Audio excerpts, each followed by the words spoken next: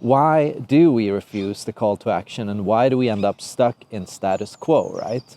We have a tendency in our brain to seek status quo, to seek comfort, to seek stability, and to seek this state where we keep our lives intact, because we can't deny that even if we like to complain about our lives, like to complain about our jobs, like to complain about the people in our life, in the whole, we don't want to lose these things. We don't want to lose our job. We don't want to lose our connections. We don't want to lose the people and the things that we have, right? So we're still clinging to things that we are, to some extent, also complaining about and criticizing, right? So there are two lessons here. Well, first of all, feeling gratitude for what you have, recognizing that, hey, it's not as bad as I think, because a lot of time it's very easy to miss perspective and to end up in this cycle where you're constantly berating everything about your life and when you feel everything sucks. But even if you feel grateful for what you do have, that doesn't mean that you shouldn't embrace continuous change and growth, right?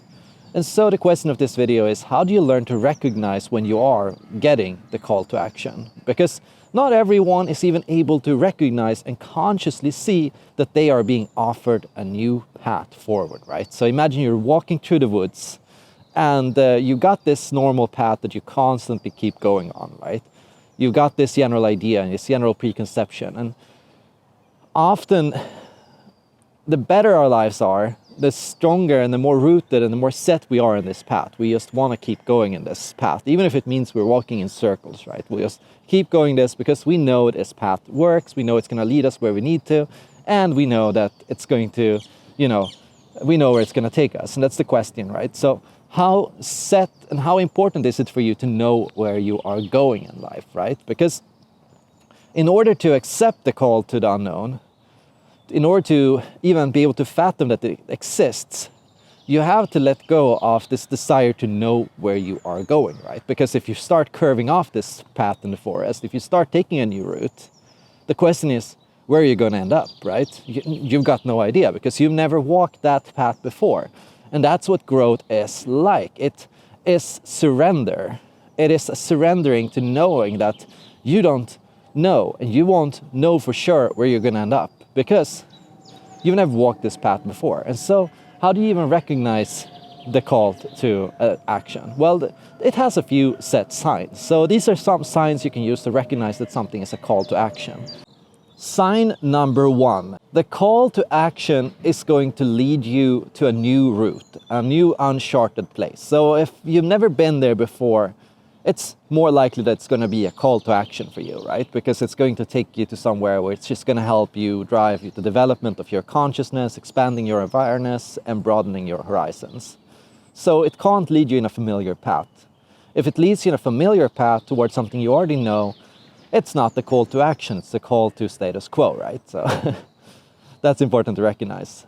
Sign number two, your mind keeps looking at it, right? Because whenever you're out for a walk, you can't help but glance in that direction. Like, what is that? Where is that? Where's that going? Where could that take me, And it feels often like just irrational, mad ramblings, right? And it feels like it's just a thought, it's just an idea, it's nothing serious. I don't actually need to go there, I'm just thinking about it, And that's how your mind is getting prepared to take the leap. Before a cat is ready to jump, right? It just sits there and it starts taking a certain posture and it starts looking in a certain direction. It starts readying itself for this decision. It hasn't made a decision yet. It hasn't jumped, but it's readying themselves. Like your entire body language, everything changes in that direction. So you start looking at it more. You start getting yourself ready for it. You start preparing. You start packing. You start making small choices in your life to get ready for this. Like, it can mean as simple as just daydreaming about it, just thinking about it. And that's sign number two, right? And sign number three is this, you find yourself subtly making and clearing your schedule. So what seems to be happening is you keep saying no to appointments, keep saying, no, not right now. And you keep turning things down, right? So you're starting to close doors. That's sign number three, that you're facing and you're experiencing the call to action. You're starting to feel inclined to say no to things. You don't want to meet up with your friends. You don't want to go there. You don't want to do this. Why? You don't know. It's clearing your schedule. And it's like You don't know what you're going to do yet. You haven't really convinced yourself that it's going to happen. You just started like slowly, subtly changing your personality, even in a noticeable extent, because people can notice that you're less attentive, that you're less present, that you're not there anymore. Like your mind is starting to fade off, right? You're starting to blank your mind. And you're starting to pay less conscious attention to things that you normally paid a lot of attention to. Sign number 4 is you start complaining more and more, right? So while everyone can complain about their lives, when you have received a call to action, suddenly everything about the status quo starts looking less and less appealing. Everything seems more gray and dull and less interesting, and you find yourself liking things less than you normally did. It's important to know this is a transitory phase, right? Because the truth is you might still like these things and you might still want these things, but it's just that you've seen something that appeals to you a lot and you want to go find out what that thing is, right? So after you found that thing, you might still want to keep these things in your life and you might still like these things. It might just be that this thing is something you need to add to your life, to enrich your life, to broaden your horizons, to see something bigger, right? Sign number 5 is you keep telling yourself reasons why you can't do it. Oh, I can't afford it, I can't make it, I don't have the time, I don't have the energy, I don't have it's not possible, because your rational mind is going to try to protect you from doing this. This is something that's going to force you to do something new that you've never done before, and it's going to put you in a situation you've never been before. So your rational mind is trying to tell you, no, don't do it.